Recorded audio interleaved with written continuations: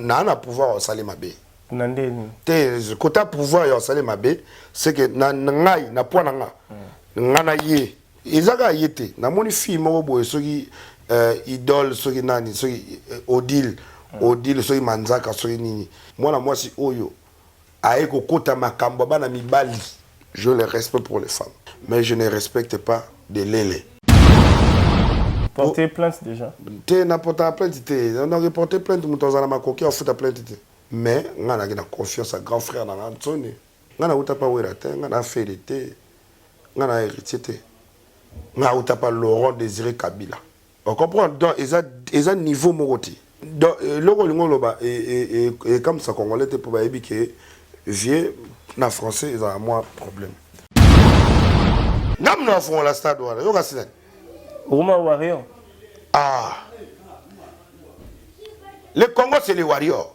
En fait, biso toza moto ya falite. Ça veut dire que Congo est à falite. Ok. Histoire wana batutu baebi. Ba papé kakol baebi, ba sankara baebi. Mais ce qui est commis à l'état, na bimisi ba image. Donc ça ba fundi yo, yo bimisi image. Non, ça ba fundi tetanga na kufunda. Nani kunzade sa kwamye ikina kwame makino maluke to defendende tomani kuna toma balula ya nzambizei to zaki loko ya yo na wera oh boyi mango bon na ebisio ekendela kuna faut partir wera o le ya kotengeza partir ye ezalaki kutu ya koyemba te vie so le mosa ne featuring tika sala ba grimace et au simba wala toli na pesi ba to balinga featuring na presse so lingi via yemba et même si vitesse sans zem Bandeko Bobolingo yokelanga eloko oyo KLP distribution chez Luc Koulapa Société KLP distribution oyo ezali spécialisée na distribution ya ba boisson alcoolique lokola whisky champagne vin PMI susu bazali koteka ba boisson non alcoolisée lokola coca fanta ozamo bimba.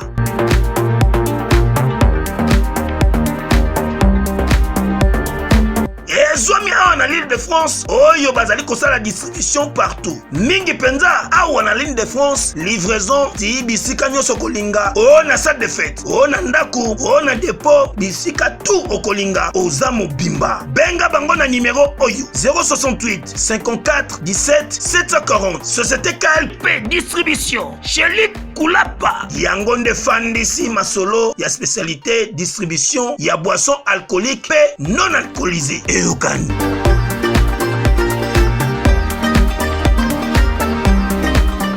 Non, Patrick Kadogo, c'est pas un Kadogo libérateur. Patrick Kadogo, c'est un Kadogo fabriqué. Tango, ba démobiliser ba Kadogo, on a chiki, on peut ba kena la ba on chikité. Donc du coup, toi, on a maillé les ndenge mogote. On comprend, ouais, donc ba tangate. Jibe ayi, nzamba pinga pema. Jibe ayi bisa Patrick Kadogo avant yo za la place aux arts. Mutazalaki awa na kombo zalango. En tout cas, reconnaissance on a gaga. Personne ne peut venir aujourd'hui me piétiner. Je sais comment j'ai souffert dans la vie là. Si cette terre là, tu veux me piétiner. Tu veux piétiner un gars qui a fait la guerre. Tu veux piétiner un gars qui a souffert, qui a dormi dans la rue, qui a quémandé à manger. Ça veut dire que toi, tu prétends être dangereux.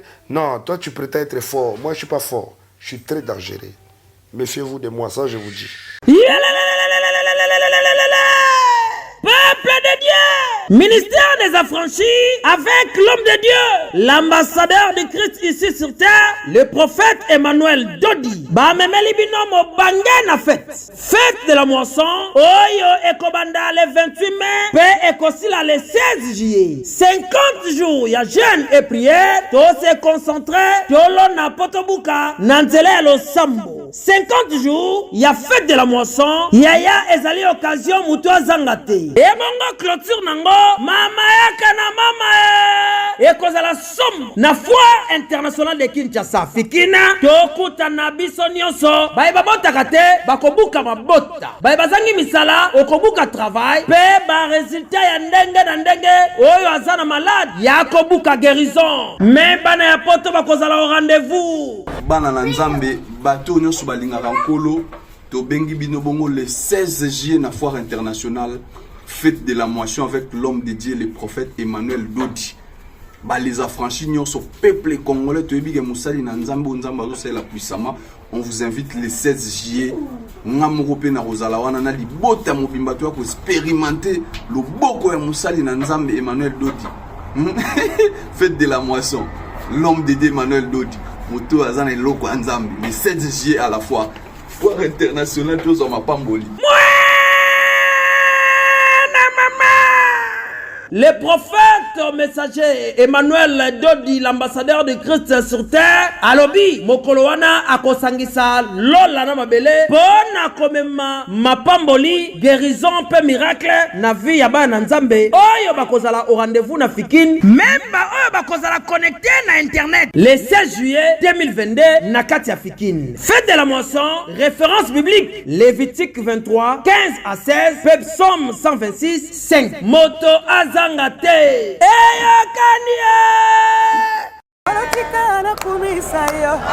na tunelo moni oza boepe ti lelo ebi ko manipuler arme teno e bango tendeni ndenge yo kendaka maternelle na ba premier maternelle deuxième maternelle ngala yiba ba premier maternelle la ngai armée guerre mutasimi manduki batuna mbula la ete wana échange te kofi mutaloba ngo ata mutasimi te mutasimba batuna mbula la ete.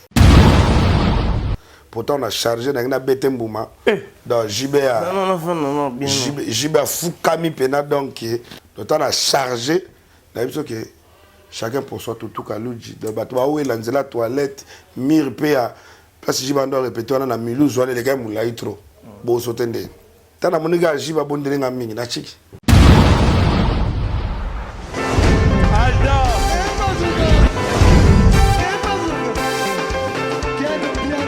Personne m'a conduit, au monde qui est bien là. Ailleurs, il y a fait ça.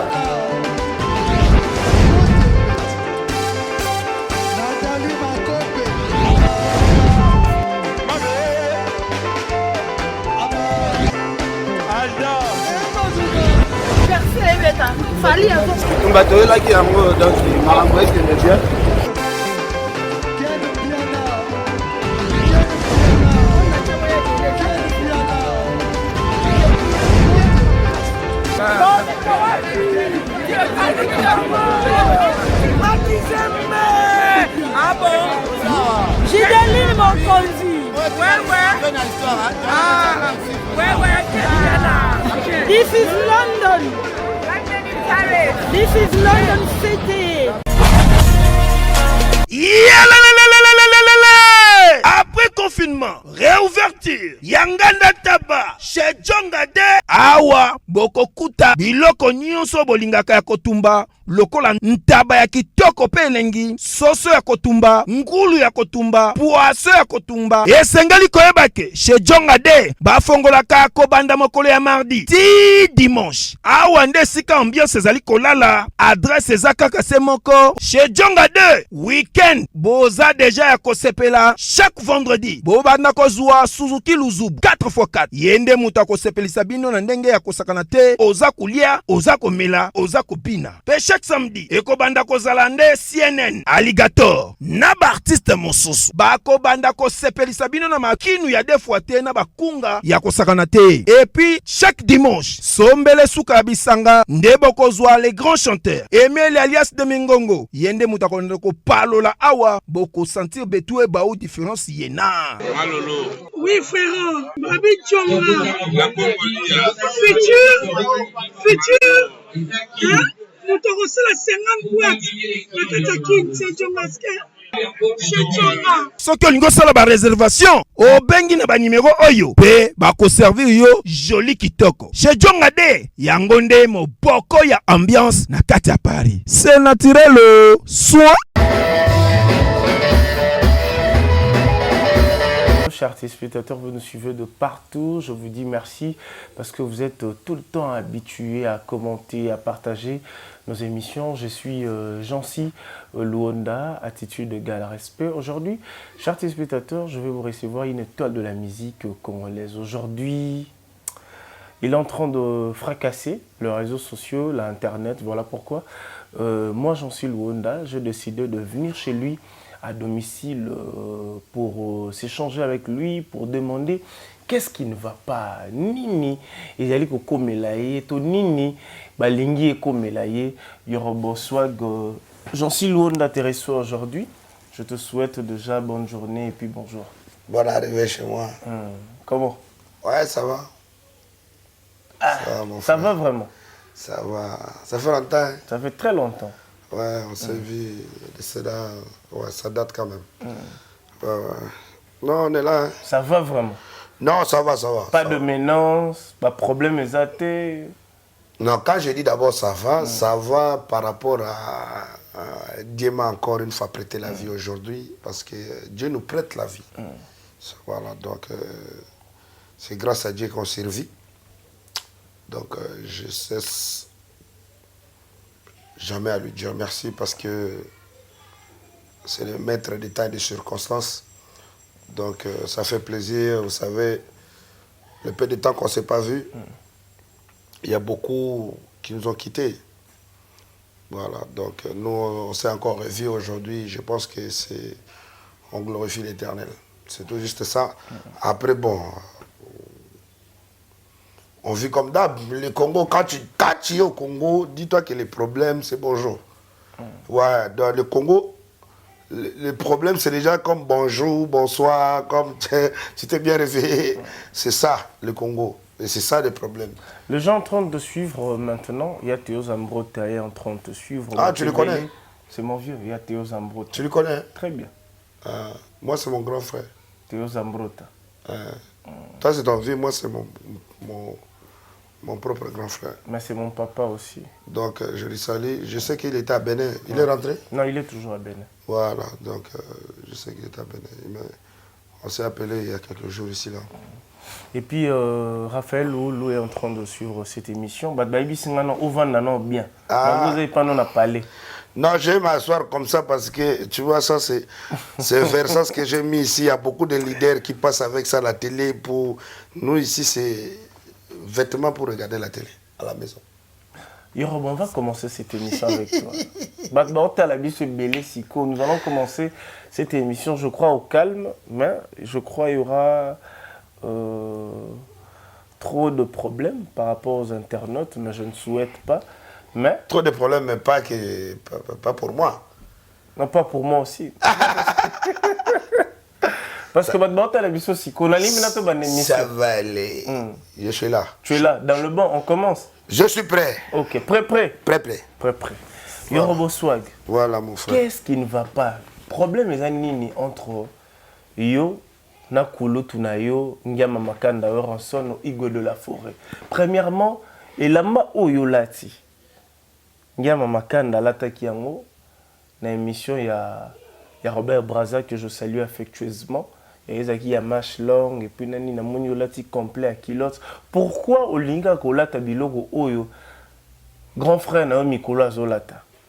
Bon, déjà, pour te dire que je ne pense pas que Versace a fait ses vêtements uniquement pour lui. D'abord, avant de commencer, c'est vêtements pour tout le monde. Donc, si tu as des moyens de quoi acheter, ben, tu achètes. Ce n'est pas des vêtements qui coûtent $100, hein. C'est des vêtements qui coûtent 1000 et quelques euros. Vous voyez un peu. Comme si je commence à te détailler tout ce que j'ai ici, moi ici, là. Toi, tu l'as acheté au Somion à Kin, na Bazano, là que mon héros l'ouvre. Non, parce que on ne peut pas copier ça. On ne peut jamais. En ce moment-là, la gamme vient de sortir il n'y a même pas un an. On ne peut pas copier, c'est impossible. S'ils vont copier, ils ne vont pas copier de cette manière-là. Tu vas voir que... Non, ça, c'est pas même... Vous voyez un peu. Ben Ngombo japonais. Moi, je suis... Est-ce que vous avez un vrai Giboko Polo?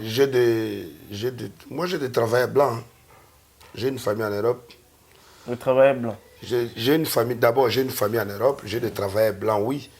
Donc j'ai des gens, j'ai des blancs qui s'occupent que de ma personne et puis tout ce qui va avec. Ça veut dire qu'aujourd'hui, s'il y a quelque chose qui me plaît à partir de Paris, je regarde, ils m'envoient des photos, des vidéos. Ces derniers temps, nous voulons que tu t'habilles comme ça, comme ça, comme ça. Ça a des tendances des fois. Donc du coup, j'ai choisi, ils me proposent et puis je valide. Une fois que c'est validé, ils payent ça, ils envoient sur DHL. Moi, je pense seulement récupérer. Donc, quelque chose. Déjà, quand tu me parles de l'histoire de vêtements, le peuple qui nous suit là à ce moment, ils savent que tu parles à Euroswag. Ça veut dire que tu parles au mystère vêtements lui-même en personne. Ça veut dire que ce soit World, je suis dedans. Que ce soit classique, genre, je suis dedans, donc t'inquiète pas. Yorobo, to solo la siko, s'il te plaît. To solo là, to longola, parce que surtout bané français, et aussi la siko te. To solo la ma musique, na biso ya Kinshasa nezokele. Yorobo Swag, est-ce que c'est vrai? Yo me mawira quelque part pour la collaboration, il y a un 50 000 ou il y a 7 000 $. Oui. Ça date de combien? Ça date de 4 ans passés. 4 ans passés. Là, on va... Ça date de 4 ans passés. Oui, tu peux d'abord expliquer, avant que je puisse te poser des questions par rapport à ta réaction. Le 50 000 €, je pense... Tu ça 50 000 $, Bon, je pense que... vous savez, dans la vie, il y a... Bon, il y a le lingala. Voilà, pour à chaque fois, la côte qui le poteau, na ba faranchi ke belé na ba Cameroun, Abidjan, Mali, ba ya comme ça aussi jeune ba. De tout le bala lingala, to zano na ndenga palais. Donc grand frère nanga Weranson o totanga, aza grand frère moko na ebi, ça fait 25 ans. Ndenga zo célébrer 25 ans ya séparation na yena JB. Ndenge nga pende na zawa nga na eto sali 25 ans. Ça veut dire que séparation à yena JB, c'est-à-dire ça kasi wengeti. Baba célébrer qui wenge kabona qui zonganiti. Ça fait 25 ans non. Exact. Ba kabona na 97. Wenge kabwani 97 na même 97 on a Yoruba à commune à Kinshasa. Entre AFDEL, libérateur, etc. Donc nayebi Weranson. De yoyeba qui est quand entre AFDEL aux okota maman yebi Weranson. Koyeba étant que fanatique. En tant que star, naza fanatique na ye aza star. Non, koyeba na vraiment ya yebi. Aza star. Na tala na TV na yebi kavanda ka pembeni awa do na sali. Pour à l'époque on a soza pire master ya Kadogo. C'est-à-dire qu'on a pire master ya Edingo à l'époque. Parce que Kadogo a son arrêté. Donc il y a que ce commis pire master Kadogo, bako tumbola yote, bako iba yote, bako ko escroquer yote pour Kadogo a ça nini, mina kupika masasi. Donc on était un peu utilisé par nos amis et puis nos entourages. Donc et ça là qui est na comment qui pire petit Weranson, mais vous savez la musique à moi c'est inné. C'est dedans. Et ça, na kacha makila, na bota manango. Parce que à même moment, na pire petit wera don na kenda komona wera na solana wera na zana wera. En même temps, na pire petit JB. Na solana JB na zana JB. Omoni, bazali ba premier leader oyo ke bango penande bon wera kutu mingi wera son na yeko koma penza intime muni awa. Il y a état qui soda son habit pena qui est intime yangana wera bandi pena ça fait au moins 10 ans. Mais avant ça, il pena intime à JB, ça veut dire que JB pena concert na ratakate, ba studio na ratakate, tout na ratakate. Donc on et puis et que ça là qui est au moment où ba démobiliser biso na armée talana nous parcours to libérer Mboka to combina Kinshasa ba décider ba démobiliser enfants soldats pendant que va décider ba démobiliser ba enfants soldats tatate mamate famille telantela parce que ba démobiliser ba enfants soldats yokasi ba opesa bango peut-être ba des comptes final ba opesa bango ba médaille ba opesa bango so nini so ba otinda bango ba poto ba getanga ba koma bato un jour rien ezaka maloba sans appui. Ce qu'on a mboka mupaya. On a nommé ça n'a pas tout. Alors, qu'est-ce qui s'est passé? Il fallait qu'on s'intègre dans la population. Il faut s'intégrer dans le milieu parce qu'il y a un avant dans la Gombe. Donc, qu'on s'intègre dans le milieu jet set. Il y a des bourgeois à Gombe. Kalina. Il y a des bourgeois. Donc, mon ce n'était pas facile. Mais Dieu m'a fait grâce.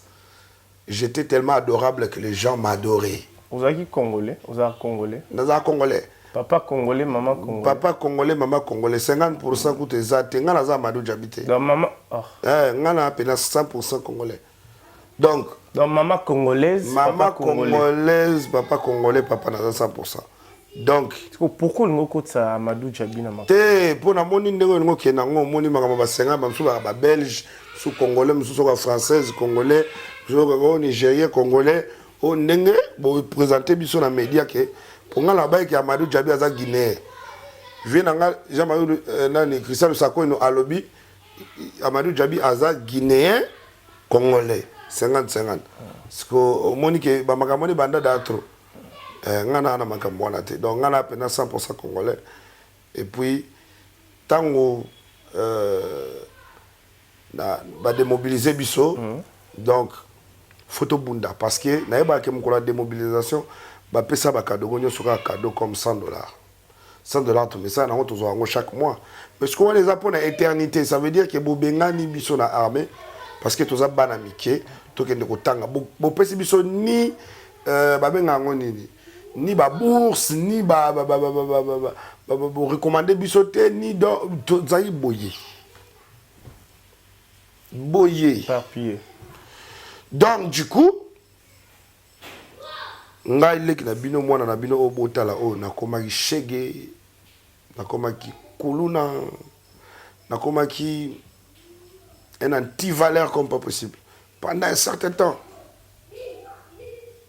Vous comprenez, mais moi, dans Nzambe, ceux qui destinés à Zakaka et échanger, grand frère à l'époque, on a quoi syndicat de Kolo. On dit que syndicat de Kolo, milliardaire, a Koufi milliardaire. Tu vas habiller Penzate, pour il faut à moi n'a pas milliardaire. Vous avez mon asset y aller. Vous avez quoi Mobutu, il syndicat de Kolo. Comme tu as adopté, tu as adopté. Ils ont qui Daniel Begay Ikolo. Ils ont qui Moto Mabanga. Ils ont un père adopté fait belé. En fait, linga qui la teni. Et tant que yo qui sikoyo que naza pour ça la classe donc bon donc notre petit sikoyo zonga chic faut soutenir. Donc ngana banda ko la soutenir par les hommes riches des riches ya solo ya comédité ya bateau ba kwa ya ka pour azumbongo ba kwa te. On comprend bateau monument moi parcours ngala banga de la bosso na bina sala livre na sali so na bina sala documentaire filmé au salema court métrage ou long métrage bon na suka na film donc na suka histoire na soli na ba nègre ce sont les gens qui écrivent les histoires là na Paris il faut voir pena que non film ko ba adopter ka yo mo ba adopter nga ba sombeli nga ba fourniture scolaire ba pesa nga ba frais scolaire ba bikende prenez le chikio lingio bonne école ni bon première école là nga ezali na école belge et simbité babangia babangi qui a tenu de la Gombe et Simbi mais la tangara une année na classe ni une année ngapena ah c'est quand abandi penana bon avant d'abord ça avant la compte en première secondaire ça veut dire que mon délémo adopté avant ça à Tchakingana nous na ba cours comme dans novembre na mundeli wana père adopté attends on commune à Kin ouais tant on a commune à Kin à Tchakingana na ba cours donc cours pena ya kotanga koyekola alphabet tout ça là etc. Donc pena ta ya koyekola makambi belé. Donc yo kotanga oyekolongo ana Kinshasa. Na yekola na kin. Otangi pe na kin. Na tangi pe na kin. Français oyekolongo ana. Français na yekola pe na kin. Na zu pe diplôme na na kin. Donc mais yo bien côté que maman première secondaire diplôme en zo la classe ni. Té mais so bandi na première secondaire. Faut ça faut faut si ça. Té na lo ba 6e na yo kutu. Té mais 6e ya on a ebisiot. Na moment où on a il y avait plus moyen que bazo ça na 6e primaire et puis na banda. Okay. Donc je devrais avoir des cours accélérés dans notre résidence et puis taba mona ke na komi na moi bagage où ils ont correspondre na la première secondaire de bachangaye. Mais ça c'était tout un travail d'un père adoptif en tout cas que aujourd'hui Azad dessine en côté. Il s'appelle qui? Olivier Moucheté. Ok. Il est en vie?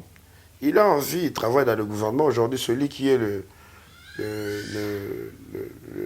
directeur général de Bobé Rangonini. Il regarder nature. En fait, lui gère l'agriculture et les plantations. Okay. Donc, et au salake na Kotinchik, dans la zone na blé blanc, na bandi premier secondaire, deuxième secondaire, Skoba Mindele, na jet set ya Gombe, oyo bande ko soutenir nga, ba monike nazo ko évoluer. Ta ba monike nazo ko évoluer bien. Donc du coup, ba continuer ko soutenir nga.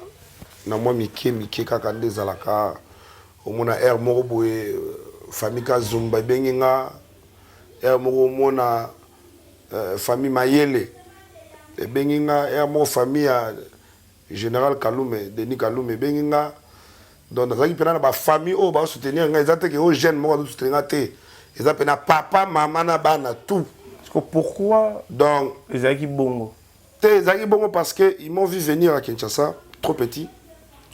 Et puis, déjà, à me voyant, déjà que Kadogo, il n'est pas comme les autres, et puis on en a venir. Parce qu'à l'époque, on a été tout petit, on a qui en 1997. Pourquoi adopter Patrick Kadogo Non, Patrick Kadogo, ce n'est pas un Kadogo libérateur. Patrick Kadogo, c'est un Kadogo fabriqué. C'est un Kadogo fabriqué momentanément. Donc ça veut dire que pour un court durée. En fait, non, quand on a un débat, on a vite fait, on a un dossier. Ok. Alors, j'ai été démobilisé, je me suis réintégré dans la société et puis repenti, etc. Vraiment comme un enfant béni de Dieu. Civil, le commissaire civil. Donc,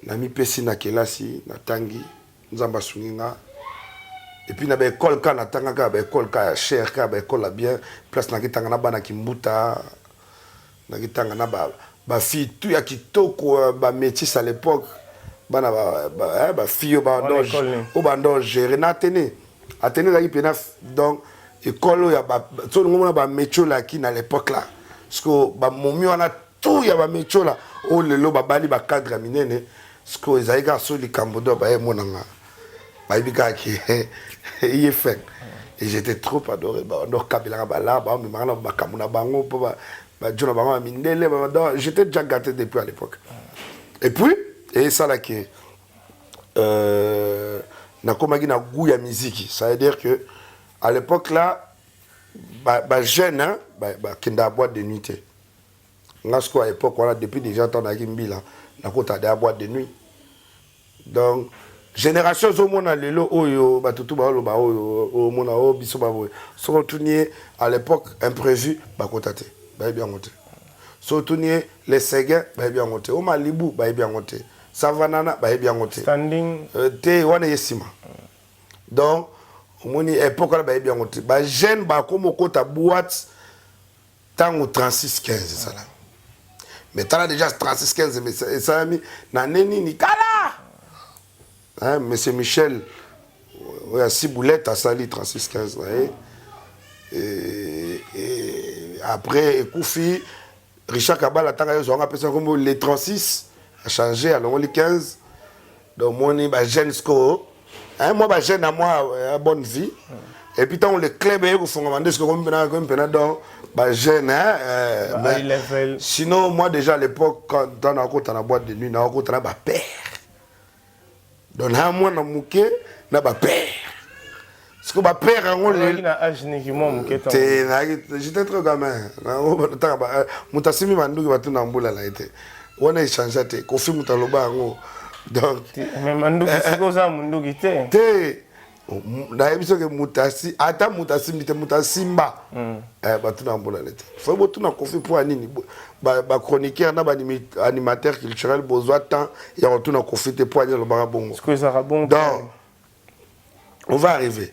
Et Salami qui Dieu a fait grâce.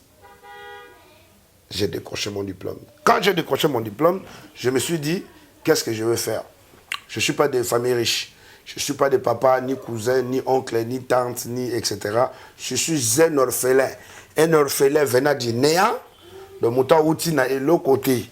Donc Aliaka, Nandenge Azozuila, et puis na moment où on a vu allié, peut-être 2 heures, 3 heures de temps, vous allez péter. Donc, on a collé là, bongo.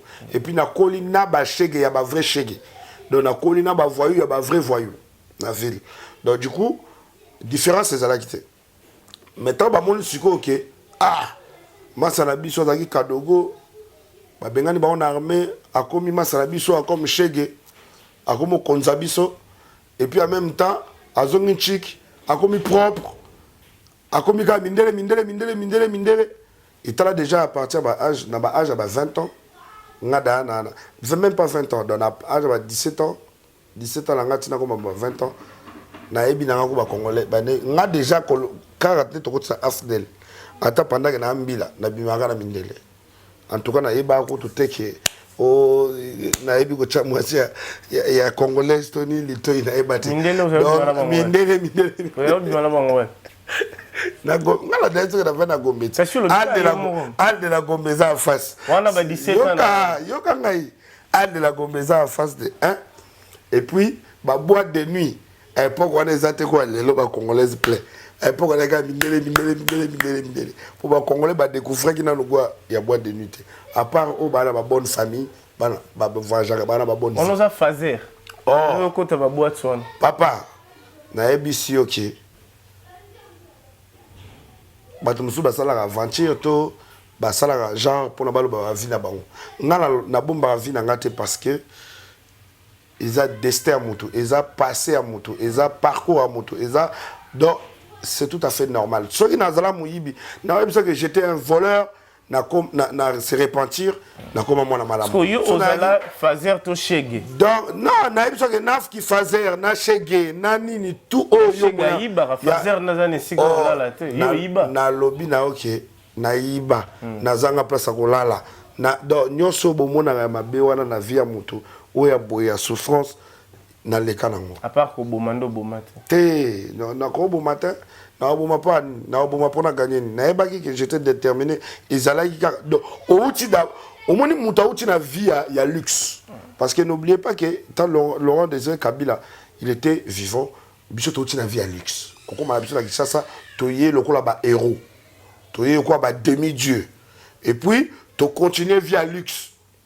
Tant qu'on vit à Daé. Parce que ma proposition à UNICEF n'est pas pour démobiliser parce que jamais bana bado bakoza na armée et ça les maté. Parce que la pression là-bas bando tchana Laurent Désiré Kabila et tkala ko simbaté Laurent Kabila et ça bango que je suis un rebelle y compris mes enfants. Tout le monde a démobilisé zate. Donc y'a un monde a démobilisé. Mais Joseph Kabila tangaye andimi quand même pas démobiliser.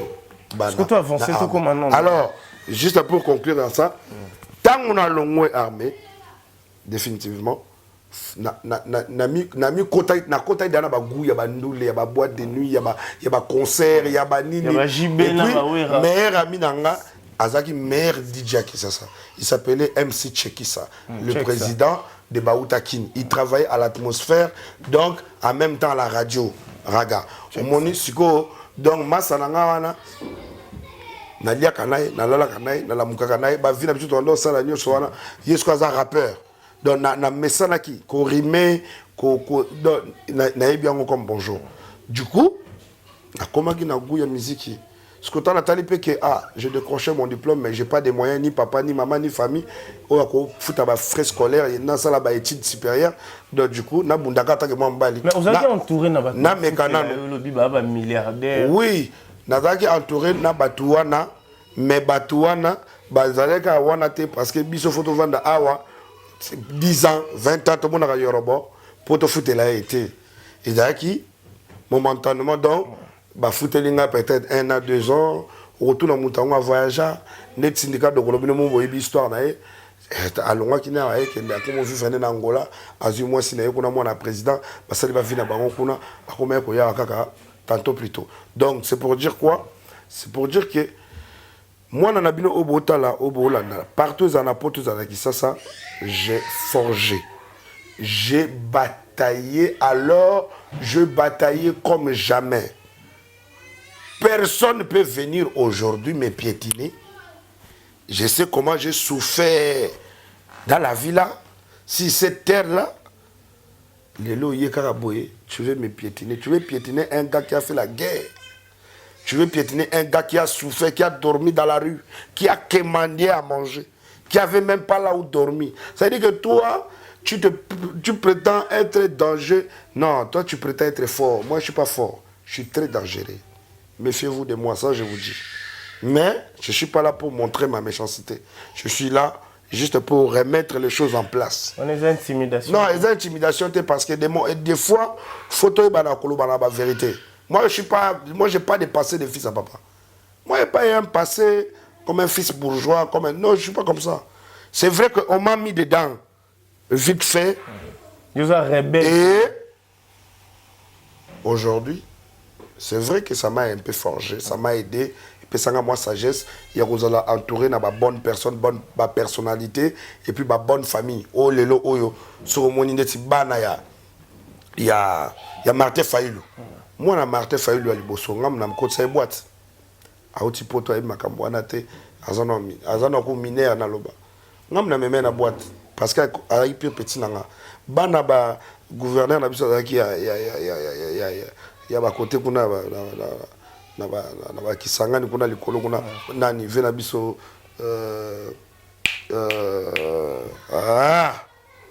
Bamanisa vena biso ki gouverneur Jean Bamanisa bana naye bangi ba petit nanga batambola na ngai bana bemba batambola na nga petit nanga ba Cynthia ba petit Alexandre Bamanisa ba petit nanga école belge école française école américaine école de ba petit au bazala nanga donc so au boom na école au francifère na école bo mona ga ke et pourquoi na comme na nga yorobote comme na ga tambwe pour ebe ga kadogo tambwe sauveur vrai comme na nga mais et pourquoi ba mo ba ebe que c'est toi na vieux en tout cas mo to déranger biso azate et puis ça ba black té mais le lo au tala ndenge bisika to komi ma famille et tombami ma famille comme na bala rebelle yo kasi na ku fanzala donc ça c'est fait que yo za rebelle té ba ko retenir té que nga na rebelle parce que na tikala ko za la rebelle té ezala ki révolution ya ba courageux au ba ozaki ya ko défier un roi dictateur qui était le roi d'Israël Mobutu. Voilà. Donc histoire ya Bible David a battu Goliath et monana la Bible était maintenant normal la boye. Donc aujourd'hui un peu de respect. Le logo se batu bakoya na bango ba époque ko le kanango oui. Mais quand on dit les 17 mai, on dit directement les Kadogo. Donc etikala histoire au long la on. Donc to le kiwana. Tinga ce avant tous les canaux na tout le monde. Nous on a boepé ti lelo ebi ko manipuler arme. C'est non ba ngotende ni ndenge yo kendaka maternelle. Na ba premier maternelle, deuxième maternelle. Ngala iba ba premier maternelle la ngai armée guerre. Donc mutu asala makamna. Mais j'ai jamais voulu, je me suis jamais vu. Il y a aussi un chic supérieur pourquoi en fait? Pour oui, maïele, tu as dit maïele bela na maïele na bango bavandaka na bandako ba papa tilelo na ça bazali. Donc pour dire que non, on veut finir. Ngai nazalaki déterminé nazwa moi bagage kaka. Il y a ko différencier ma bena malamu. Et puis il y a ko miyeba. Il y a une classe, il y a une école. Ba master na ngai tout. Oyo bayaki après parce que notre tout le sola Patrick Kadogo. Patrick Kadogo azalaki Kadogo te papa na inda zaki soda. Papa na inde collègue na ngai, Vie Malauka. OK. Vie Malauka a uti pe kokufa kalaté. Donc papa Patrick Kadogo a uti kokufa kalaté. Vie Malauka azalaki nchofa na biso. Chauffeur wa tambusa biso na sécurité. Et puis donc paix à son âme mon général Delphin Kayimbi, yé mutazalaki patron. Il y a papa Patrick Kadogo. Donc ça veut dire papa Patrick Kadogo Vie Malauka azalaki chauffeur de Delphin Kayimbi. Na Bukavu kuna batutu ba. Patrick Kadogo za mwana soldat. Donc à moi na soldat. Patrick Kadogo abotami na kan kokolo. OK. Donc maza soldat te. Atikala ozala. Te. Na ebiso ke o nga na ebiso warande version. Siko soki ba Percy. Biso tondo benga ba Percy. OK. On comprend ça veut dire que Percyville donc monique muto azo fréquenter ba soldat trop fait des faits avec comme soldat. Mais jamais qu'on le baki a outa este abunda to asala amona ba film biso to mona te amona ngote. On comprend? Yaza mwana soda na nenga kinyawa père na ya sala na ba Kadogo et puis yo ebika ka ndenge ezanga likamba benda. Donc ekenda peka bongo ti tango ba Kadogo ba démobiliser ba Kadogo bazonga chiki bango pe ba kenda na ba chiki te. Donc du coup to wana mayele ndenge moko te.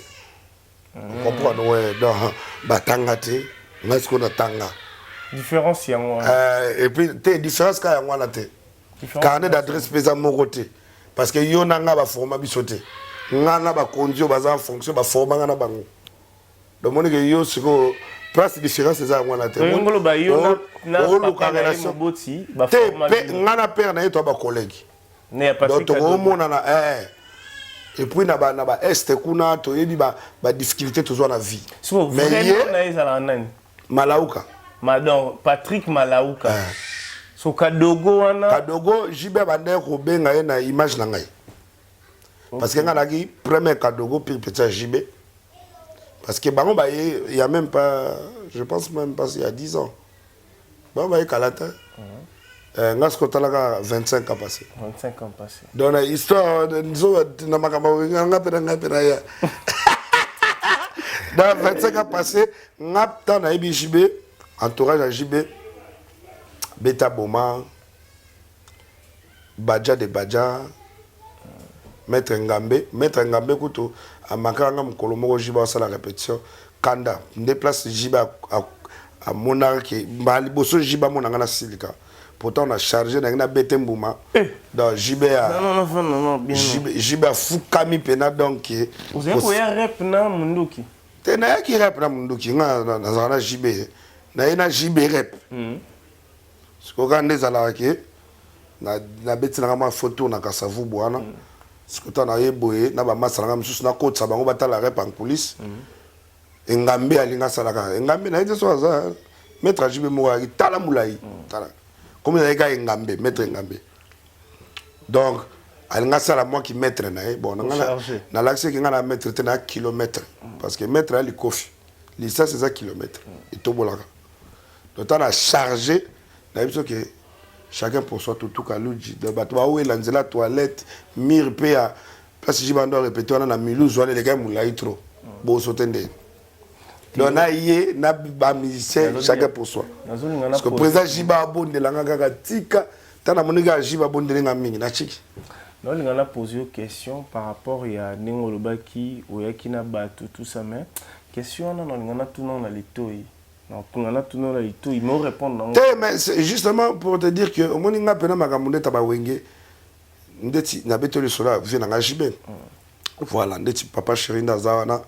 Na rôle kateka ndeti solo na beti na kosango. OK. Tu vois un peu Congolais ko aibaka makamba batu te ye soka moni mutu pembena mutu abuleka ndeti ngalo to mona na tête to ba master mais on s'affiche pas ensemble Exact.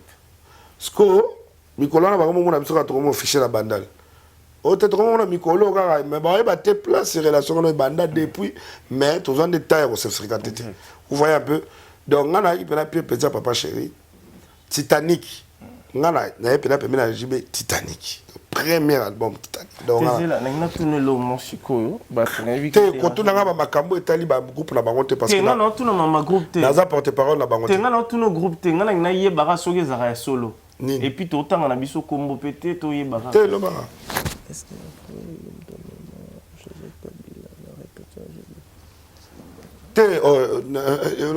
TH oyi tango TH oyi pa nini kombo TH te TH donc toujours humble ezaki kombo surnom oyo papa chéri abimiselaki Joseph Kabila abimiselaki Joseph Kabila donc en tout cas lelo so batuni papa chéri liboso mona rais awa biso Yoruba zalaki Yoruba bato bayela biso kasi yango siko te wana esalema donc wana bafan de Chakulenda banani lisolo ebani eza kuta babomba te jiba yebi yango donc yango na biso ke na ya kala na BCBG le gens en train de nous suivre vraiment affectueusement. Je le salue là où il est, le Raïs Che Guevara, papa Joseph Kabila, nous te saluons affectueusement parce qu'au moins Babylone sous il faut y retourner. Voilà papa Abino, nga grand frère na ngai. Photo différence. Pourtant papa Joseph Kabila moi c'est mon grand frère. Bon, nga grand frère na nga papa na biso zaki le roi Désiré Kabila. Tu biso ce que tu as entendu parce que le bara trop na sécurité que mutoa mema Joseph Kabila amoni sana JB JB pena mbal boso pena mona Joseph Kabila dans biso. JB pena soka ba tanga ba tutu bazaki ora donc ndeti lelo na batu ba yebanité alors ba yoro pas zalaki. Donc mais bato ba lelo ba yebi histoire wana te bon to ne peut trop te parce que na e pena sa publicité ba comboter ni ba polémique donc on coupe de ce côté là na nga expliquer batu ke beaucoup qui koyaka ko défendre papa chéri te na ba bêtise. Donc on loba que Patrick Adogo Patrick Adogo bêtise ya mabe asalaki ayoki li solo atunité. Omoni Patrick Adogo lelo oyo soka linga a défense défense à mutonaye, n'est-ce pas? Exact. Tant ba kangié na ba bêtise a ko sala biloba loba mutasali défense ne jibe piana. Donc c'est pour dire que yé fako tali solo place qui combat jibe na ninga mabe. Vous voyez un peu nenge to monaka soko simbi wera alarme est déclenchée mbala moko sankara de kunta. On est d'accord? Mais Patrick Adogo, Dieu m'est témoin. On est pris ensemble. Momi nanga mundele. Mukola suka oyo amona jibe piana nanga ezalaki na le 36. Moi na 36 15. Siko na yé parce que là de mettre ngato voyager. Même si nga jibaza na le 36 na cave. Na kiti. Na kuti JB Seguin, Patrick Adogo vandi pembeni. Nga nazo pona pesa JB mbote, na momi na mundele. Ba yimba sala ka nde tuebi ka nde zalaka. JB aleba botika. JB ayi nzamba penga pema. JB ayebisa Patrick Adogo avant yo zala place oza. Mutazalaki awa na kombo zala ngo. Yoruba. Tambo le son. En tout cas reconnaissance wana kaka. Alobango na misu ya Erebendo Strabendo Jidel Adjola Subazala Jidel TR wana Adjola Subazala Jidel Seguin Yemoro papa chéri nga momina mundele na Patrick Adogo alobela eboye et puis ni abena neka malembe na soli na vina papa chéri appelé nga pe moi champagne na na mère asepeli pe na mère mais pas kangi ba photo tout si so ba bouteille na pas champagne to bimi le bi na on peut to voyager to zongi Mauritanie. Donc pour na lobake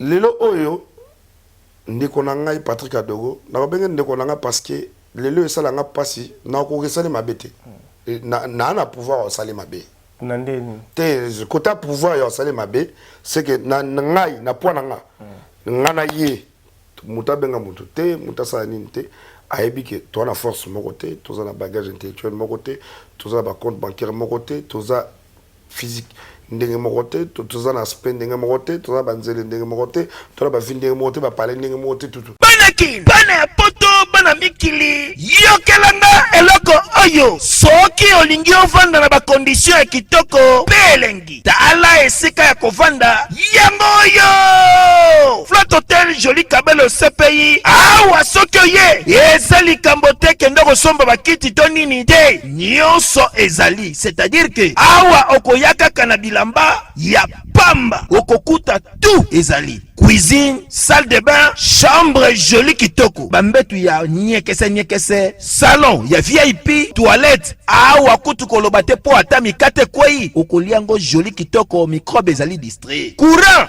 24h/24. Minda pelelele. Soki courant ekei. Mubangi na groupe électrogène ezali wana. Oko sentir kutu teke courant ekendaki. Awa makambo ya okendoko luka mai na bakantine. Ezate mai pepele nyama ezali kobima neti kaka awa nde izini ya régie des eaux ezali po soki mai kaka kei bazali na réservation ya mubange nango awa mbala moko ekomi kobima joli kitoko boko sentir kutu teke mai awa ekangami awa bazali meme na bar na bango oyo bato ya libanda bakotaka te Flotte Hotel Joli Kabelo CPI ezwami na avenue Bula numéro 115 quartier Adoula na commune Bandalungwa référence Église Mangembo na Flotte Hotel Joli Kabelo CPI nyonso pepele neti kaka na film wana kote wana il y a pas match mais je n'ako sale ma bête n'ako luka jamais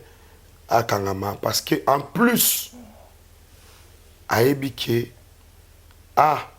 na mutuya papa chéri yorobo soki azwi likambo na ngai na osala nini fo na benga ata na kuzu soki ata oza na respect moke ya ki amitié ata connaissance à vite fait okoki kozwa audace te ya ozwa telefone na yo obengi nga parce que oza entouré na miso ya bato obando gangela nga na likambo oyo yebi te comme si nga naki mwana yo comme si nga naki petit frère na yo comme si nga nazalaki ami na yo comme te place adekonaki yango wana makambo ntango bato bayoki audio Yaza agité, on a agité.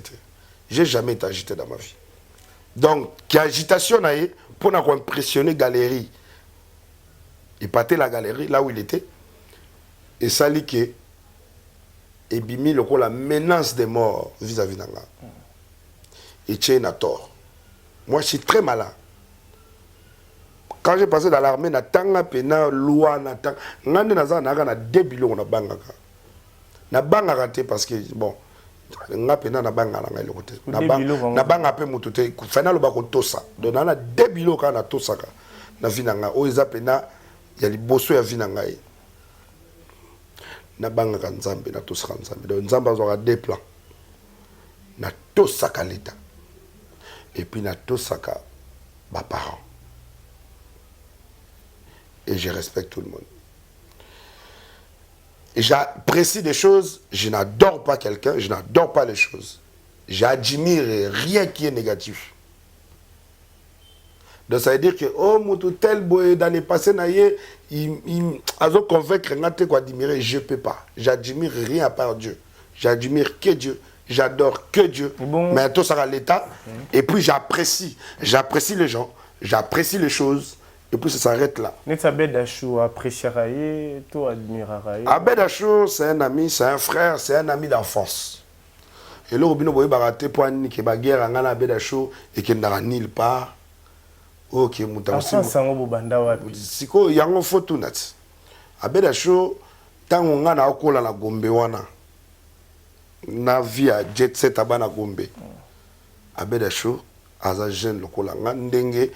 Alexandre Bamanissa, Serge Batu Lukwebo, Didi Kamere, ndenge pe ba kolela na ba parents na bango so ngana kwa grand frère na bango na jiraka bana parce que ba papa na bango ba yebi ke bana bango ke kuna mais sécurité ambila okota te mais Yoruba ko tana ba on a kati bana ba se pelana ne ba ozonga. Donc nazaki ko protecteur na bango pendant très longtemps. Ba no bana skolo ba koli ba comme ba directeur à ba société. Ba comme na lara blaguité. Donc mutando protéger bango à l'époque wana quoi grand frère na bango voulant pas moi ba tikezate. Donc Abed Achou donc les seuls Congolais où il y a Yeba Nakisasa, j'ai redit ça.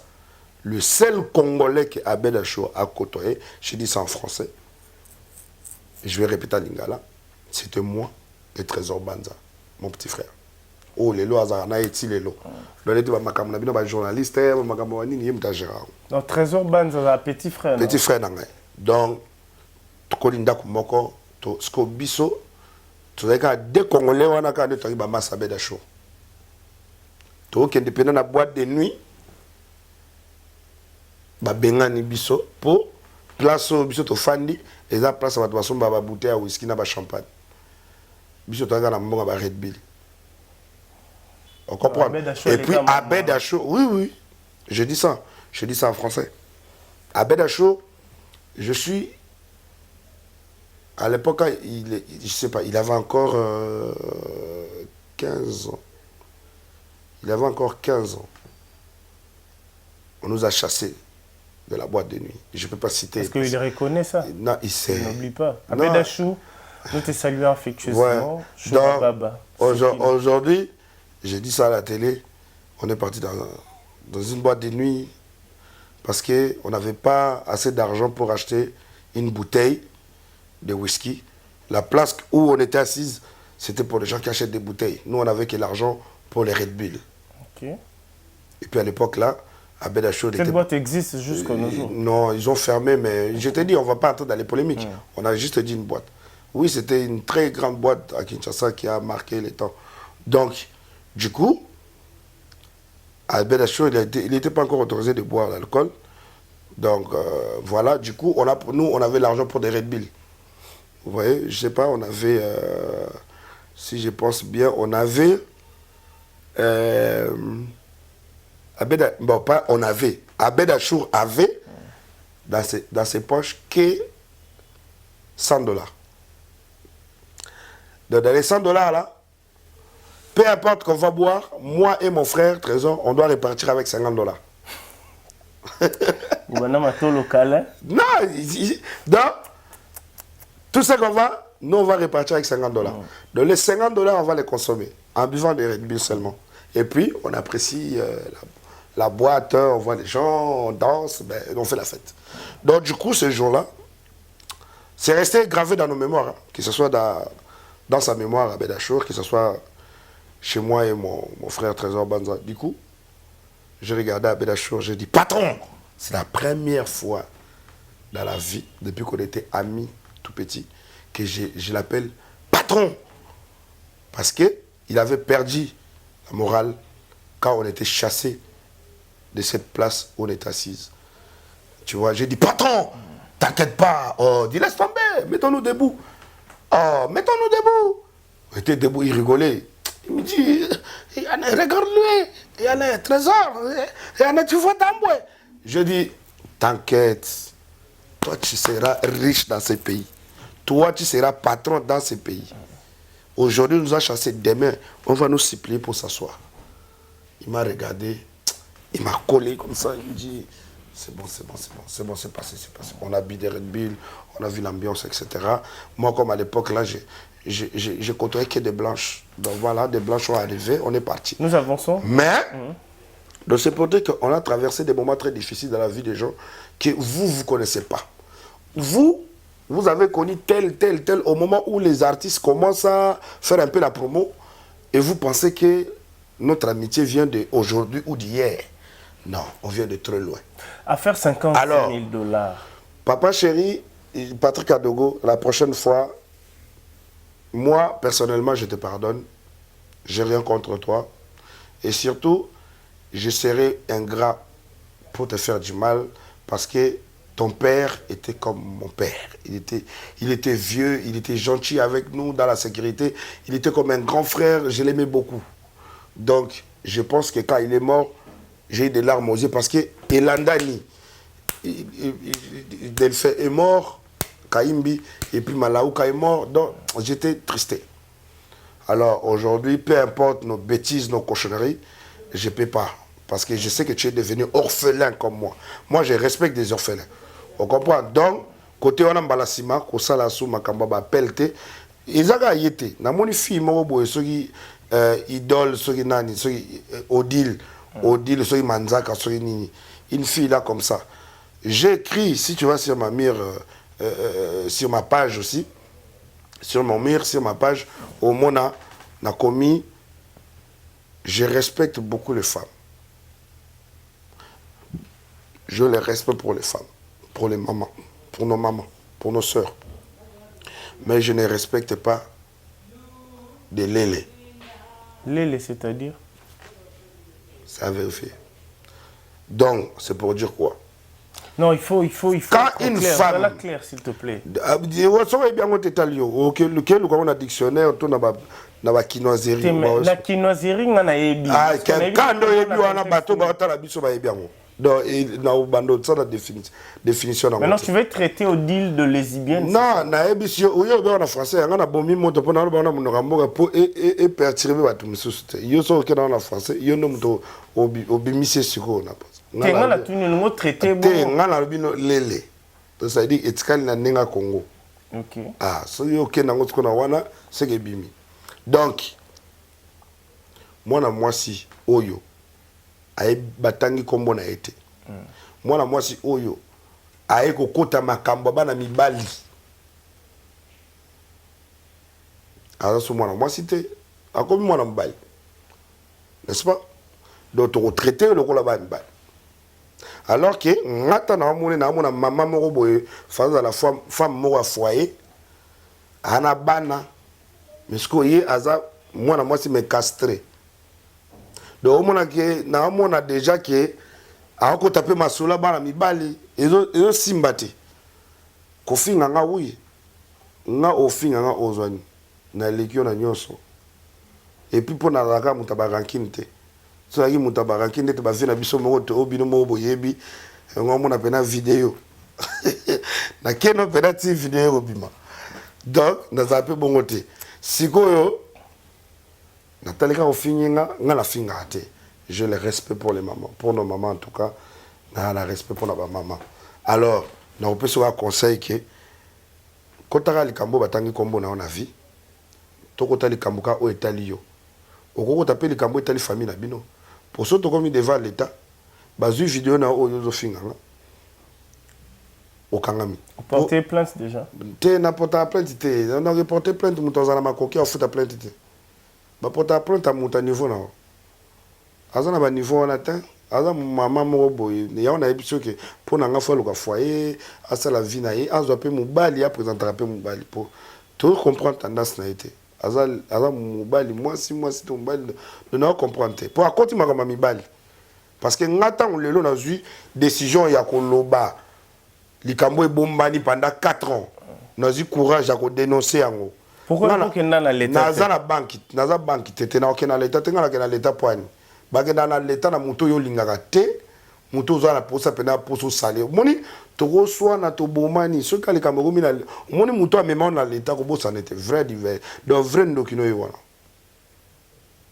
to soit na rosala nga mabe ndenge nyoso na ko pesa ordre te bakanga yo na ko sala te ke basimba yo basalo mabe parce que muto a ke na l'état c'est que olinga muto wana c'est que o déteste ga pena na ndenge black te ngana makambo na te ngana lobaki vérité na lobika ke nazo déplorer et puis dommage vraiment pour na ya nangai kulutu nanga werason ya kolinga kosala mabe na mutu lokola leki na ye o ngane na fandia na fingi ete na manquer respecté mabe ni nenga na lobi kaka ke ya kozwa mbongo o fasala musala o fe monana ba ba peki pe mbongo ba mona ke mbongo to bimisaka tala ko te sala boy mais ya ko ken mbongo ngo elime peka boye musala to bandaki bien te to sala en semaine prochaine benga se préparer des studios combien de fois on a préparé ba studio parce que maintenant ton souci c'est quoi c'est l'embongo na lobaki na bato awa bandeko na yo na lobaki ke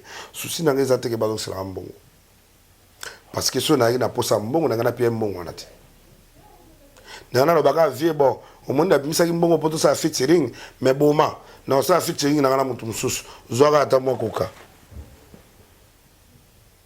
comprendre so na sala ki mbongo na ngana zala mwana mo mabe ti peut-être na fin du monde ya mokili na ngana mwana moko abimisa image na biso pour rien mais tala makambo sala biso mais ngana na confiance à grand frère na Anthony parce que aza grand frère oyo binomo bomona ngana abe ezate ke abimisa ngana utapa wera te ngana félité ngana héritier te ngana utapa Laurent Désiré Kabila ngana utapa un individu te na utapa président de la République.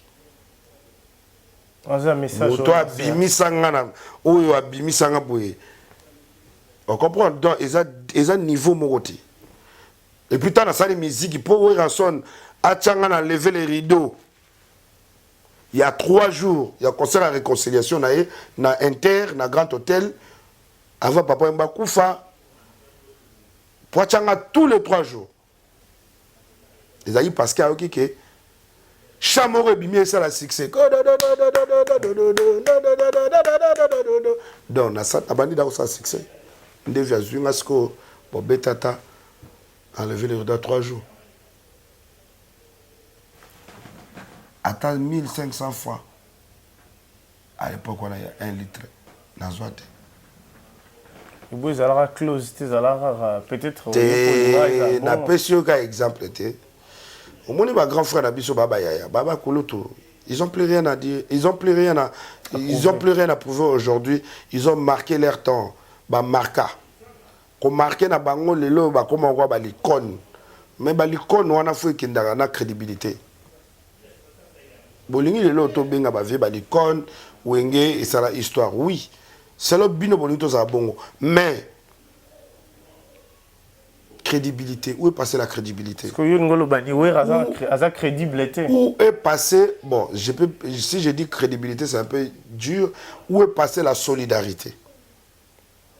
Pour crédibilité, solidarité, pour solidarité, amour du prochain, etc. Où est passée la solidarité? Pour considération et un appel à la solidarité. C'est union fait la force. La solidarité des artistes. Donc, ma grand frère Nabiso, à un moment donné, aujourd'hui, et le remoroté auto sala et au leka, makambino sala, c'est impossible.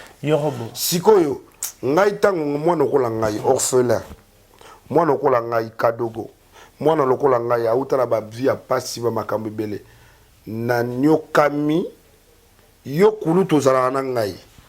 Na yo ko biso vie, ndenge za na succès bo so zunga ka ochenga. Na kevi alors que eza eloko yo moko fo kanisa avant nga leki na loba et sali maté na ye ko kotoyo grand frère nanga na posa to yemba oyebsinga te yo oza mwana moko outa pa kabila bato kabila nyonso za na bango na bana lara dega loba na bango que lingo yemba nanga ba chambongo na ke ko mona Sid Boy Manzaka Malio que je salue affectueusement. Na ebisio que Manzaka Afrique du Sud na minute. Na ebité. Il y a tantôt plutôt, il y a pigeon voyageur, des personnes ba jet avant d'assuter. Alors ndakote.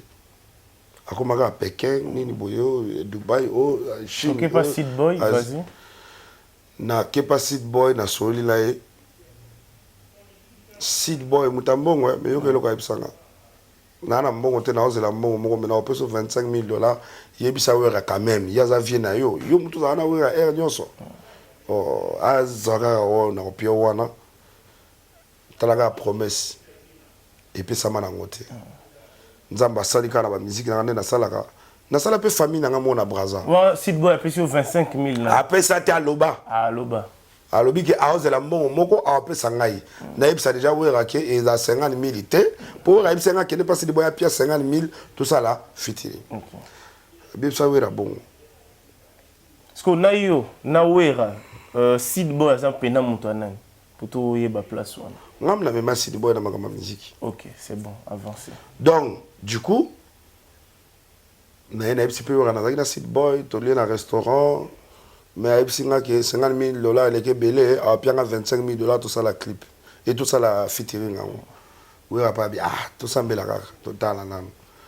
bon et ça la même peu na ngote si le peut tanga zuma mongo na yake babunya akene vana na félicite bon ne balobaka ko contrastion mutu te na vie faut contrastion yo moko to na nzambe et au sala ke na ke vivre na Brazza 4 ans dans une palais na Brazza na ke penza vivre na Brazza na sali banzembo na ngai na Brazza ba mabundi asima bomisa mabundi asima ezo bomisa Brazzaville mibale Brazzaville Liseye wana ebata ye wana tedetena yaye yakoboma ibimela kuna donc avant de connaître qu'on a batuti talaka ndeti lelo oyo mutu bolela kawa kiki les pétroliers comme on est à la Denis Christel Sassou hein le prince Aladdin ce qu'on ngai mutu na sala campagne nae nyonso ka ngamoko na 2017 na minito no lo na bino campagne et bandi kuna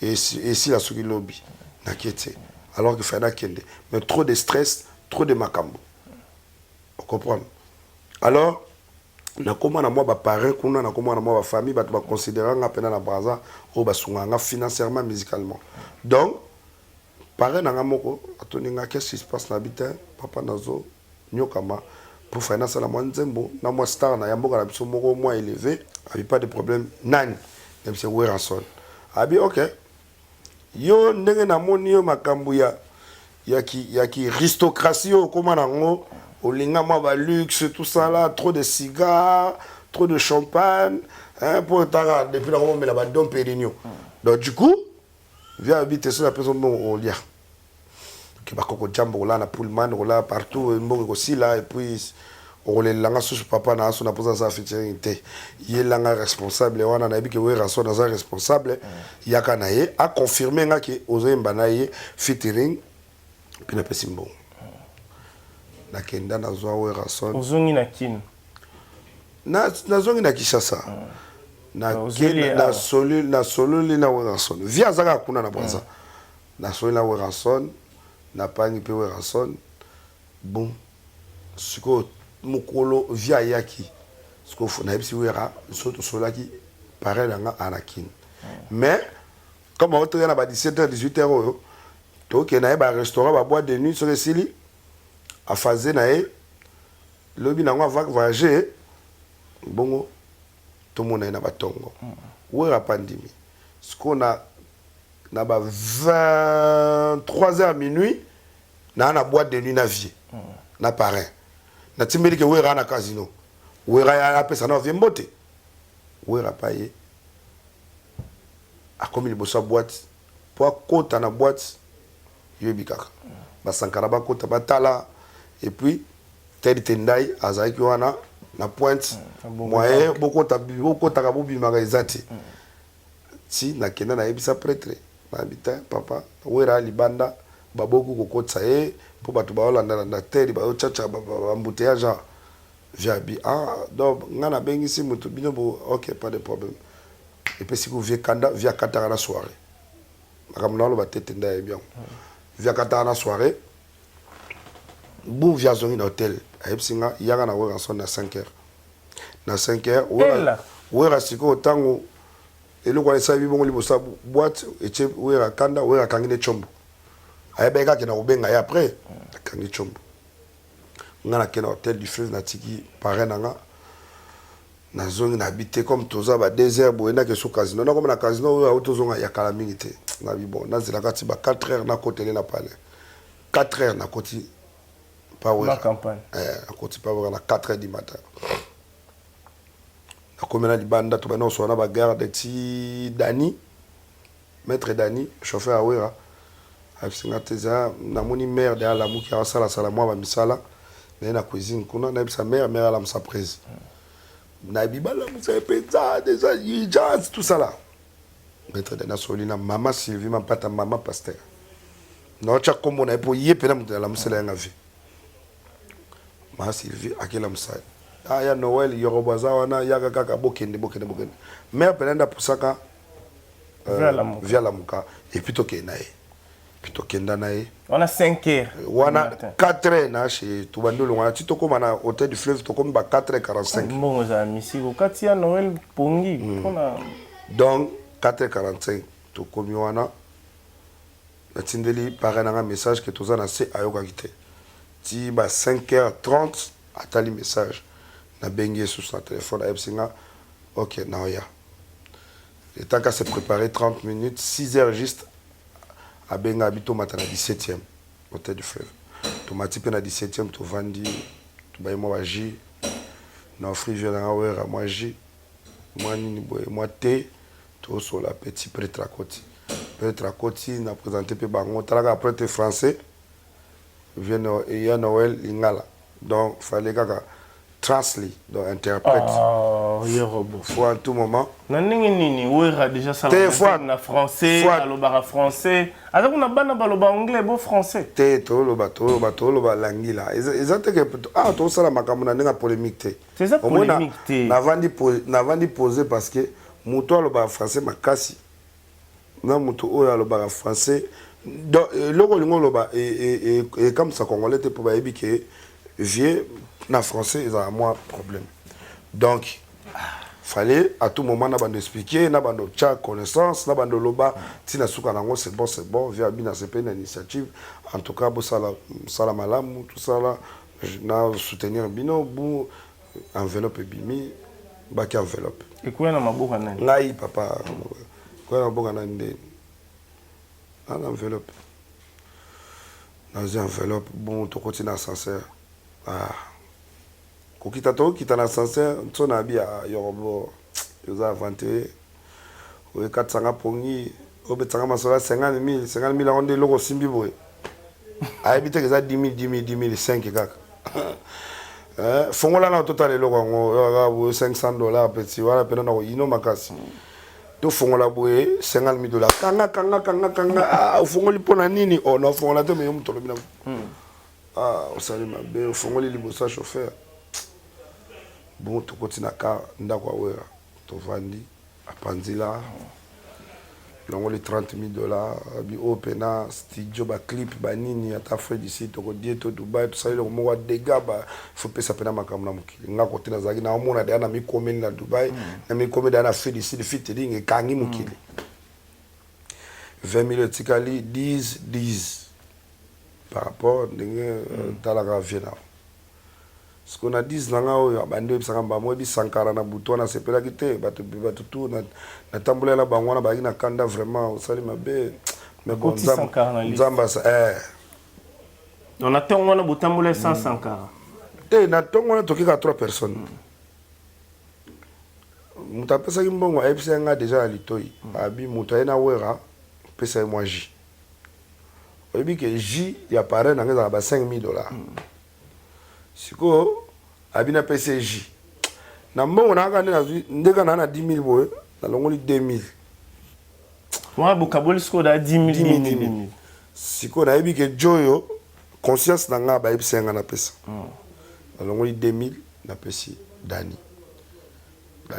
Daniel ba na ebiso ka beta ba shit akima le pas azo vertige ani mate 20 billets na loboka bin makamba banda nchiki makamba to carré donc na ndako na ba problème ya tata fuidi alo ya kintando wana ti esengo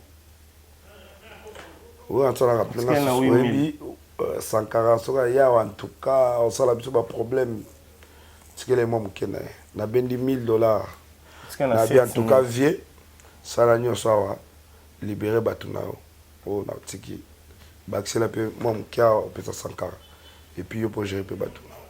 C'est bon ah la famille semaine prochaine au bandi semaine prochaine au bandi ba studio.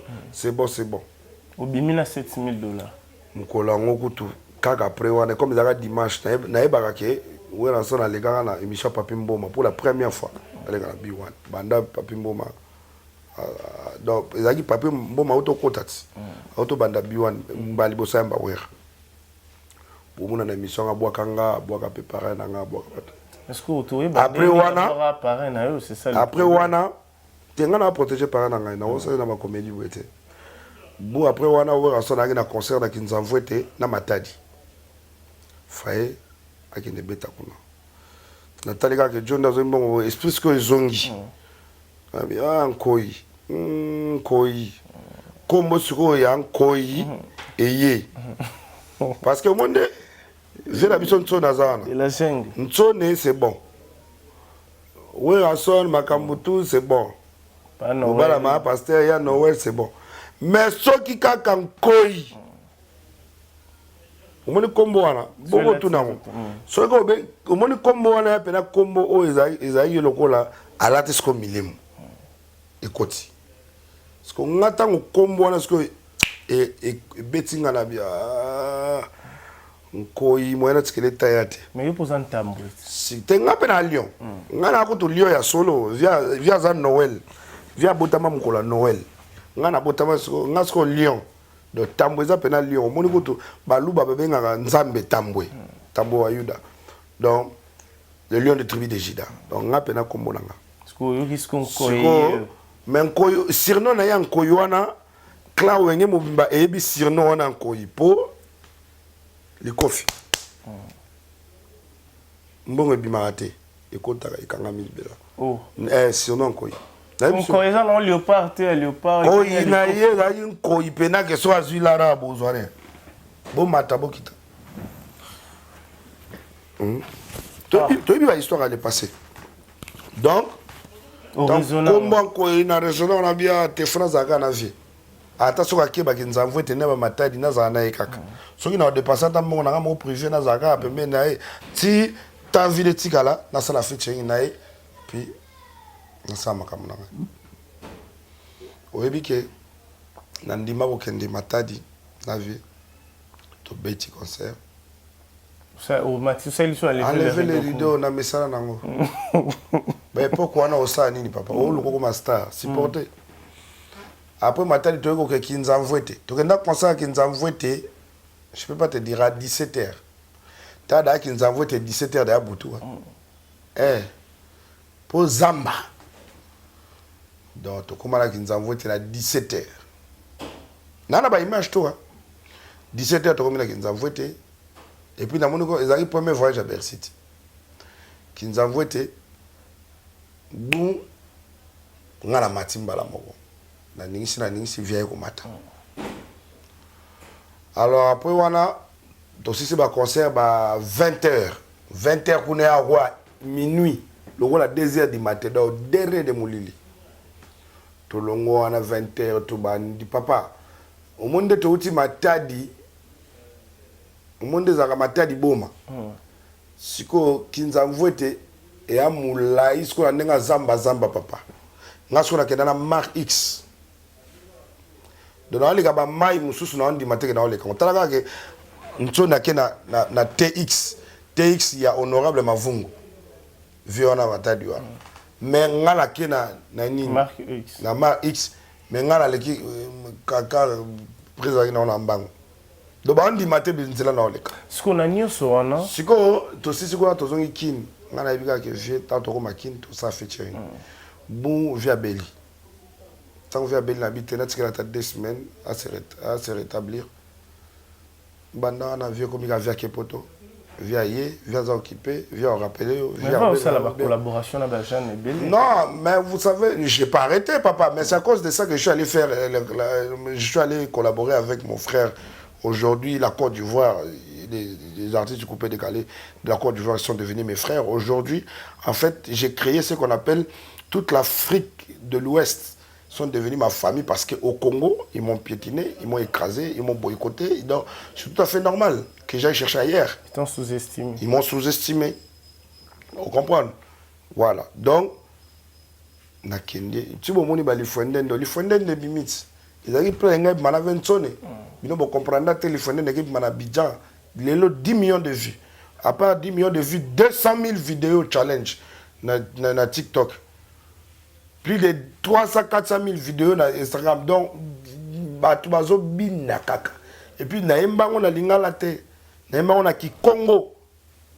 Makuma li fandende makuma tatu.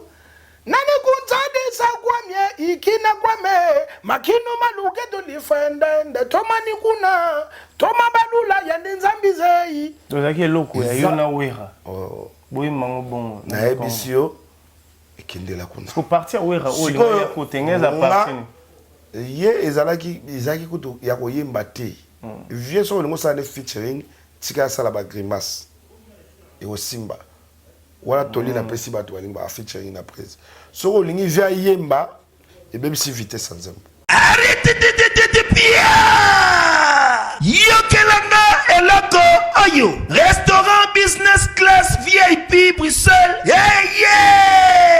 restaurant business class VIP oyo ezali na ba cuisine spécialisée na ndenge ya mukie te lokola cuisine spécialisée congolaise pe africaine awa soki okoti biloko tu ya mboka okoliango joli kitoko o makayabu kwanga mbinzo ndakala okoliango joli kitoko awa bilubutu elamba maka awa bongo biloko ya kotumba lokola soso ntaba mbisi awe tumba maka joli kitoko na niveau ya kosakana te olie oza mobimba na restaurant business class VIP na Bruxelles bazali pe na mobange na salle oyo baorganizaka activité ya ndenge na ndenge lokola ba soirée ba anniversaire mariage conférence pe ba activité mususu ekoki kosalema awa ozo na ngai soki ezali wapi restaurant business class VIP na Bruxelles ezwami na adresse oyo 39 boulevard Jubilé Bruxelles 1080 métro Ribuku l'une 2 P6 30 51 arrêt Jubilé. Awa na restaurant business class VIP na Bruxelles. Yango nde nzambe ya babilubu o etali ba congolais pe ba africain. C'est naturel. Gardez bandi na yo toujours. Placide et Bio, le patron de business class. Pourquoi? Yetika ça ba grimace. Pourquoi Ebeb sa vitesse? Papa, moi je suis un artiste, na beaucoup de décortiquer musique. Tu as expliqué bandeko borta la. Na ko so na bando expliquer ça ko na ko moteka. Faut ba zaka na o na lobika wana o ya kozwa azui. Voilà mis sur tala atali à comprendre. Il nous reste quelques petites poussières de minutes. Voilà, donc je pense que y a un monique lelo oyo. Ngasko lelo oyo na otala ke batuta baloba makamba ba leader oui, nos grands frères ils ont marqué leur temps. Ils n'ont plus rien à prouver, c'est vrai. Mais il y a un problème de crédibilité un peu. Voilà. Pour un problème à crédibilité, ça m'a passé. Parce que il y a aussi moins de crédibilité. Crédibilité des amis. Dans tout ça, qu'est-ce que tu peux dire en seul entrant te suivre? Et là, ça n'est pas si potolo tout ma cambo bima awa et la mukali susu. Et ça que petit frère nanga boyeba ki na combat jackpot on va dans l'Afrique du Sud. Asali collaboration. Asali collaboration là ça et ça même pas 6 mois. Et puis petit frère nanga pesa wera ka 10 000. $10,000. $10,000. Bon, il petit frère nanga pesa nga pesa wera 10 000. Tant na tuna wera wera pesa nga pagé 7 000. Je sais pas compris. Mais bon. Et loko et bimi. Nzembo bimi et Nzembo bimi petit frère a fandi à 3 mois où il a marqué susté à bloquer et tout ça là donc clip donc où il a bloqué jackpot a bloqué petit la biso mais on bloqué pour un ligné d'azumbo on a eu 10 000 7 000 à la base au sali Nzembo au sali pas clip parce que via sali Nzembo clip à ça à beau ça comprendre selon dire petit frère nanga parce que ngam na mema ki kuna donc petit frère le binanga na EBCP Sankara en tout cas petit frère nanga zolela yo bloqué président pas bloqué face à la clip siko azotelenga na kakawa azilaka président ça la clip président azo jackpot na kin président azo yambate jackpot na kin Sankara ibisinga bi abandaki makamle na wera biso to bandaki biso zaki na poto soutenir ye mais ya lingaka asala makamle ye moko na ndenge na ye na wera donc a continuer kaka na koluka vene wera ta Sankara bi bon y a pas de souci ngamona ke mona wera. Ah bon, tu vois, quand tu as ma sola, ma projet, clip Carazol là, fallait clipper ça les mêmes, clipper ça les matins. On a eu pas na résidence, et puis tu bimi, tu as banzela na biso. Na expliqué, nzela mon bimba. Je crois, na vanda okumba et puis na expliqué. Avec la voiture nanga. Donc, Aïbsinga, oui, en tout cas, on a raison. Na talisé siko na nenga libanda.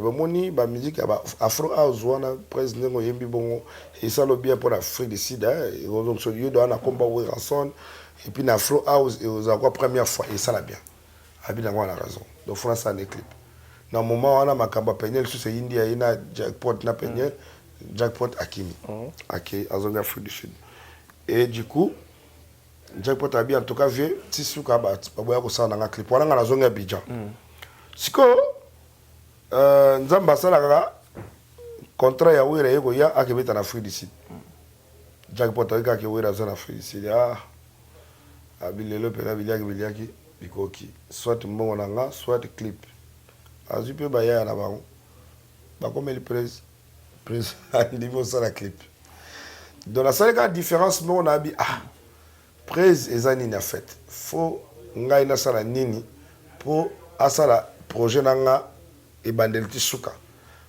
fona zala brutal fona zala turbulent fona zala ndengeni en fait na koka ko définir en ngote que leki anga apesi na ata moitié mbongo na pesa été et puis clip ne bima et puis tout ça donc bato web singa bia papa boma na yo mon so nda za maka mto sala alinga ne yote alinga wa ya bebo et puis baba petit na mais pour ceux qui ayi par exemple considérer ka yo papa na mbongo yo yenango pour ya ko ça da fiche ngo fele ça ko to pe mbongo pour appuyer petit na donc la salle analyse na bi ouais ils ont raison donc tant que côté la discussion ba leader na ba musicien par rapport à la rémunération tout ça là ndenga na bi boyebi ke na musique na biso nde tozaka boye batoka biso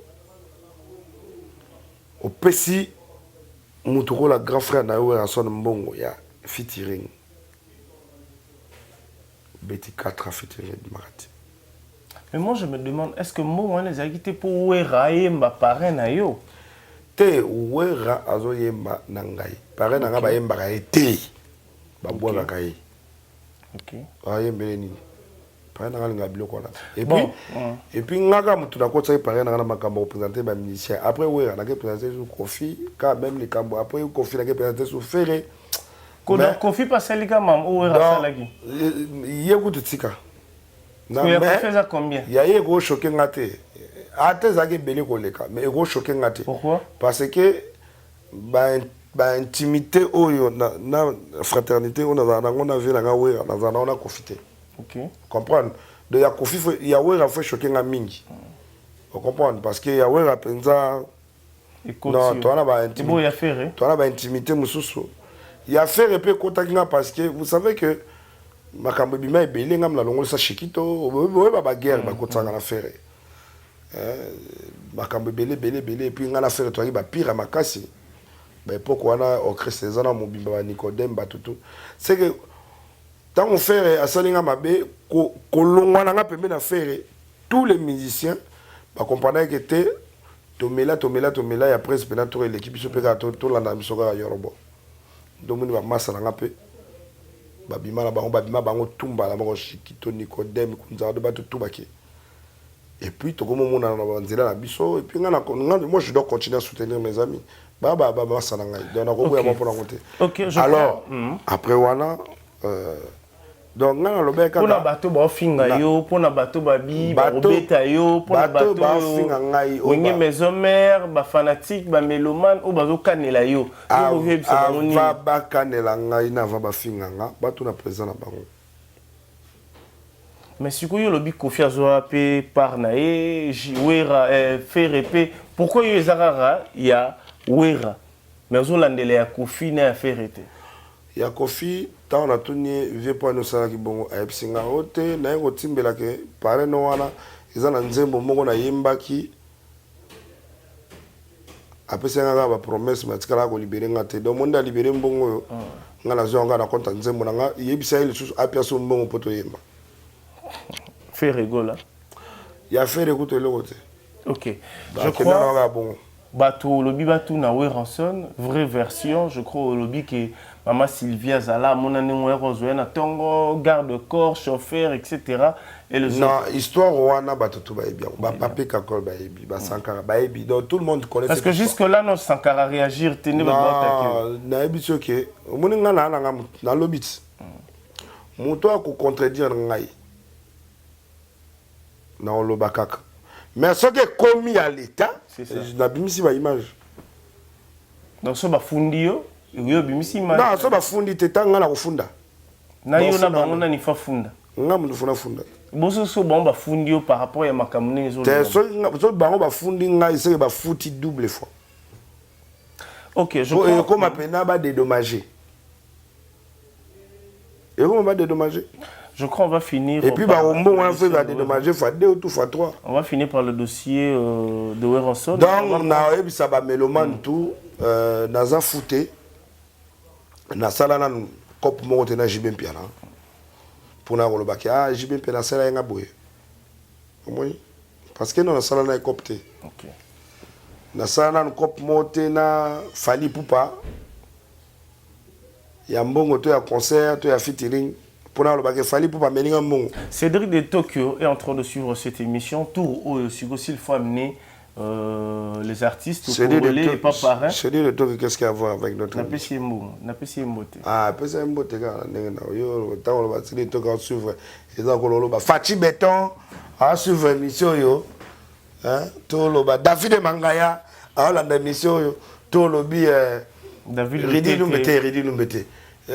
Tolobi. Samba Bachili, à la démission, on a pas CD de Tokyo Kambote. Problème nini. C'est niveau le belli à la démission, c'est comme si dans Faito c'est la colo. Parce que tout artiste nini oyo mais pas pareil là. T'es na même mutute papa featuring on a ngana bana na ebi réponse na ngezani. Ezake bakuluto na biso. Bazala la considération pour la biso baleki. OK, le message est passé. Ça c'est de 1, deuxièmement ba sous-estime bisoté. De 3, crédibilité na bango et koki ko zalate na batu o basala bango mabe. Mais moto asala mabete crédibilité et pour o moto yebi que o zalaka na besoin na e faut crédibilité exister. Alors makambo eleki nyoso eleki bato ba finga ngai. Bo lexana bino ta pamba. Bo so ba fanatique nyonso bino to ba tawera bo komela wera bo benga wera bo tout le président mais banda makambo bandi o lobate qu'est-ce qu'il y a aloba. OK, le 29 donc, octobre je pense qu'il y a le 29 octobre 2022 Fally Ipupa va jouer au stade de Martyr. Est-ce que Robo va participer? Je dois participer avec force. Moi-même, c'est moi qui vais ouvrir le stade. Nam no font la stade yo kasina. Roma Warrior. Ah. Le Congo, c'est les warriors. Warriors à gouvernement. Moi, je parle de warriors. Warriors, il y a fanatique, il y a mélomane. Parce que les warriors à gouvernement, on va foutre, on va coquiter. Bakoki et longo monte banda bazo pouvoir tina suka ba aussi président Sony biso to lobi mamona ta ah te na ninga la expliquer pour comprendre o lo ba onde ni yo nyoka marate. Le peuple est en train de souffrir.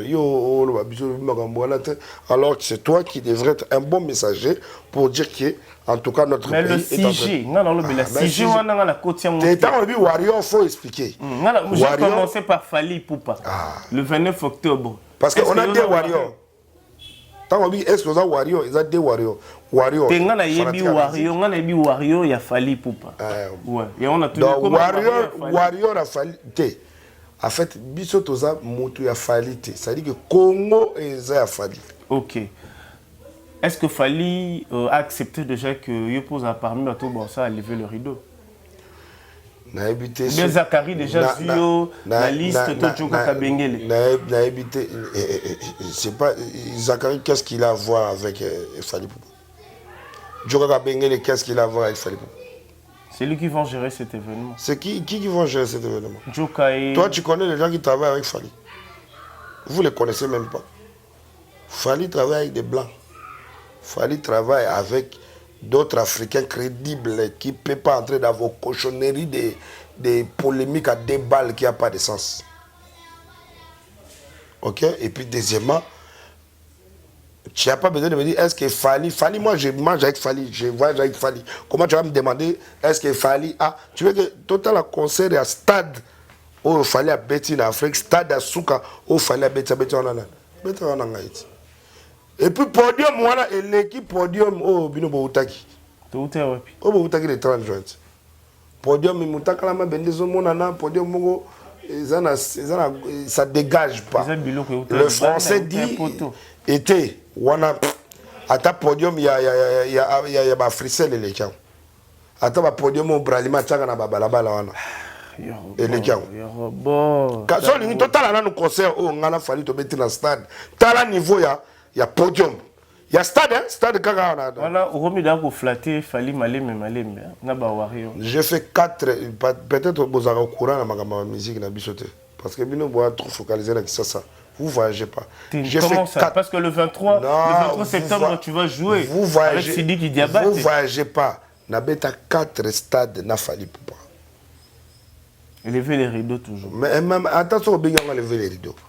Il y a des gens qui sont mais voilà, mais ce que sur le but, à lever les rideaux. À lever les rideaux, ils ont mutu oyo.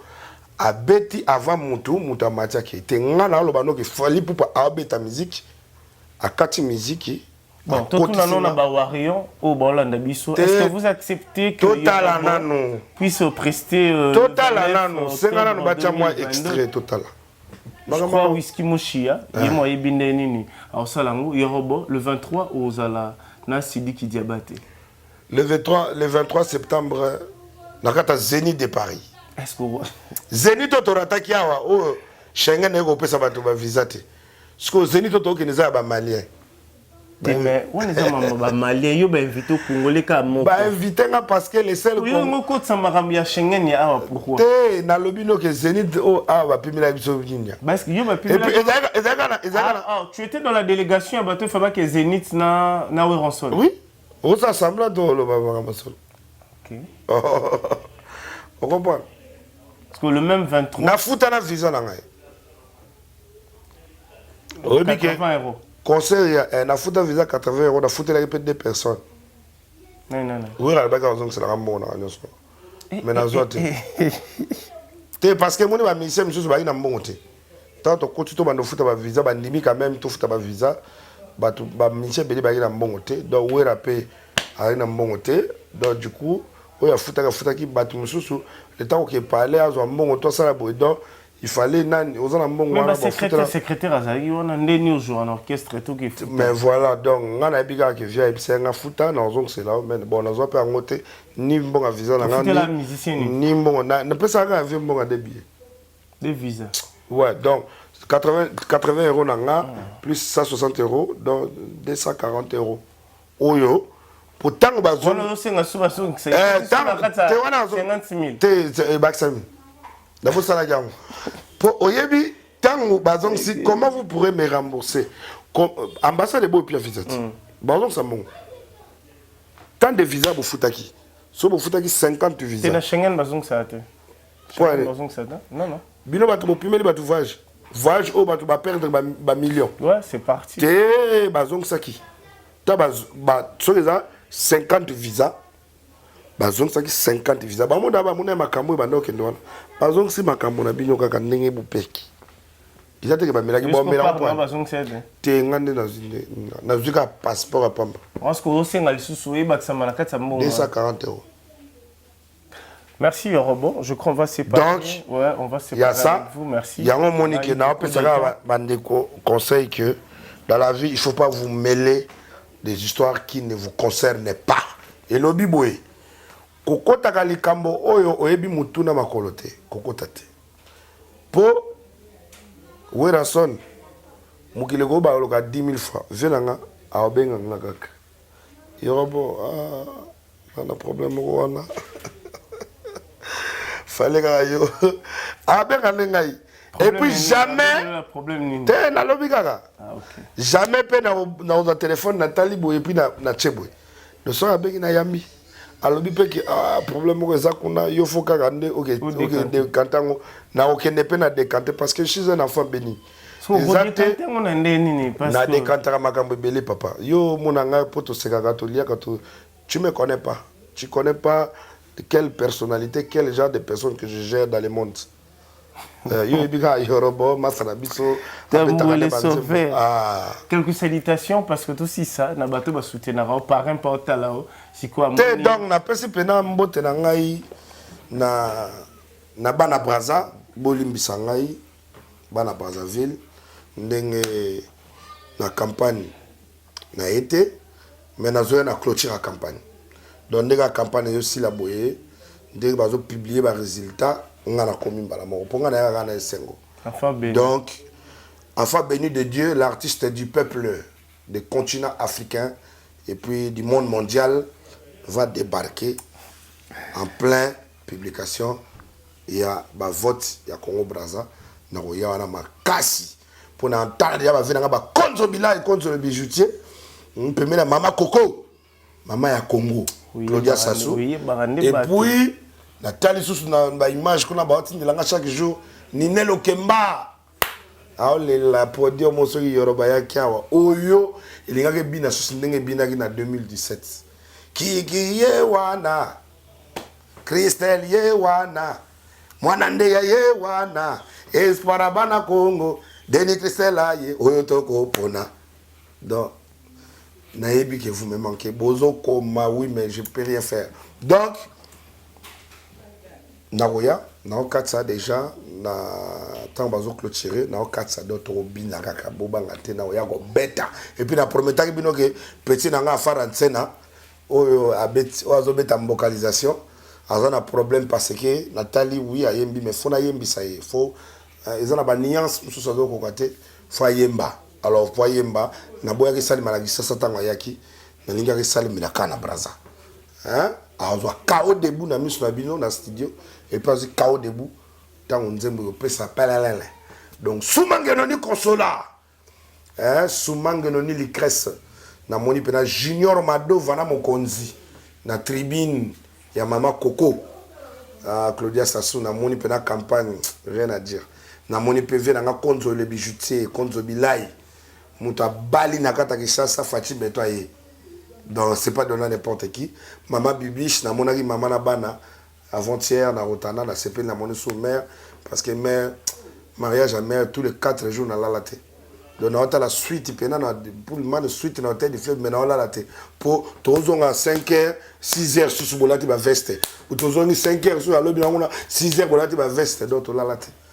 Mais na moni maman na CP na moni pe bana maman Bibiche hein les bijoutiers. Donc, monter ma conso de bijoutier, maman, bon séjour na Kata Kinshasa. Et puis, bah, les qui n'ont pas na poto, puis na pesi ba monter. Raoul Ominga, honorable. Le lobo est Raoul Ominga, mais c'est le DG de SNPC, mon parrain à vie. Voilà ce que vous avez. Et puis, na pesi mbote belé, na pesi ba mbote na Serge Pereira, Cindy de Scalizi, na pesi mbote na Jonas Ominga, les Saoudiens. Na pesi mbote na bana Congo nyoso na pesi mbote na famille Ebina komanda na Joe Washington Ebina hotel opena e koma kwa ndako na ngapa ngala lalaka ngalinga mingi ba esthétique mindele donc famille Ebina komanda na Joe Washington et puis Sir Ebina honorable toute la famille na pesi ba massa na ngao bana ba boîte à minene ka mi balé l'équipe Braza mo ba pesa na succès pour ba boîte mususu na succès na bo contacter ngate moyena tanga bino ezate. Donc na pesi masa nanga Christian Chapata donc oya kangi jet set ya bana ba bourgeoisie ya Brazzaville donc Red Café tout ça là et puis Christian Bouka Kolo Palacio Club na pesi pe ba mbote na pesi mbote na bana Congo tout PDG lito koza boni sango ya le bon dinga oba merci Robo hein le bon dinga oba Kuka César ouvre-toi Sokolingo mona berluchi okomona ngoe César kuka papa olegi bangoe César kuka Talanzemba kitoko zobima César kuka ouvre-toi donc des fois t'es millionnaire ou à quoi raté. Merci. Donc à Kabagape aller à la bateau. Merci Robo. Donc toute la famille du Congo Brazza Lebo Ndinga Oba. Ya. J'arrive à Brazza. Okay. Et puis à Kinshasa Tellement il n'y a pas. Donc, je voulais d'abord féliciter Ted Tendai, comme président de SMP. À beaucoup banque. Président de SMP. Et puis de SMP. Ted Tendai. Imana. Donc, Mikolo, Mister Imana, Ted Tendai, président de SMP. Toutes mes félicitations à eux. Et puis, au début en 2023, nous sommes candidats. 2023, nous sommes candidats, donc il y a blague tout. Et puis, je salue mon autorité morale. Autrement dit, Génération Boudimbu. Joss Luyeye. Et puis, Sisko Moulongo, toute la famille. Je suis Génération Boudimbu. C'est la Boudimbouské qui gère en ce moment le père de la nation qui est Yorobo. Donc retrouvez-moi à AVC. Dans le Bénin. AVC. Donc parti dans un candidat député. Donc, yo sous-estimé un candidat présidentiel qui est un candidat député. On a posé question. Ah, il y a un candidat. Donc, yo zilata ngomo la photo 1 au panneau Yorobo. Ah, encouragé. Donc, peuple pena et lobby Yorobo to sepeli mingi nengo lobela biso mais to lingi to mono kuna na bango pena donc merci Yorobo. Mais mon peuple est en train de souffrir. Merci. Le peuple congolais a trop souffert. Le peuple congolais et voilà a donc, trop pleuré à cause de qui on est à la fin de cette émission. Merci à tout le monde. Merci à Théo Zambrota. Merci à celui qu'on appelle le très spécial. Désormais, c'est fini. Je te salue depuis Canada. Et puis, on existait 12 boutons. Il y a pas le lait. C'était Yorobo. Il a tout dit. Donc, prochainement, même rendez-vous. Vision 2023. C'est Yorobo Swag, renouvellement de la classe politique congolaise. Merci beaucoup, Yorobo. Yorobo Swag, Sisko Moulongo, Didi Kamere, Serge Batu Lukobo, Alexandre Bamanissa, nous tous en course pour la nation. Rien que pour servir la nation. Cette fois-ci avec la génération Boudimbu, autrement dit, génération de Didier Boudimbu, nous on va travailler pour la nation, les esclaves du travail. Merci beaucoup.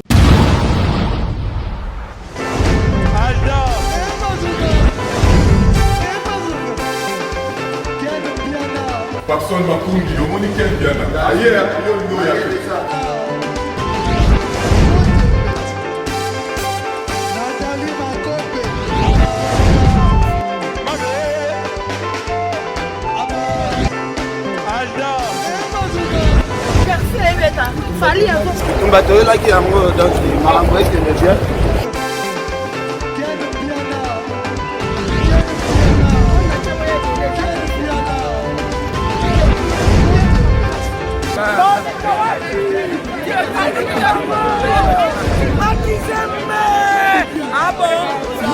Gideline Mokonzi. This is London. This is London City.